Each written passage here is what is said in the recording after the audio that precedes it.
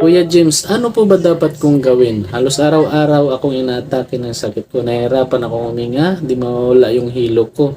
Namamanhid ulo ko. Natatakot ako kapag alam kong aatake na siya. Kinakabahan na ako, nagpapanik attack na ako, umiinit yung dibdib ko at likod.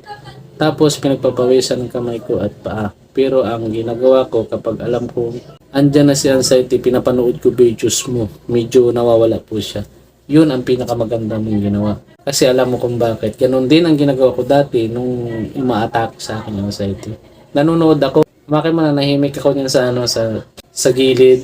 Mag-i-headset ako. Manood lang ako kung parang hindi ko na kaya. Yung feeling ko mamatay na ako. Manood ako niyan. Mag-i-headset ako para mas nakakapokus ako. Ay, ganito lang din pala. Kaya parang pinaghahambing ko yung sarili ko sa mga pinapanood ko dati. Oo nga, mayroon din pala siyang ganito. Ganun. Tama po yung ginagawa mo. Manood ka. Pero dapat ang mga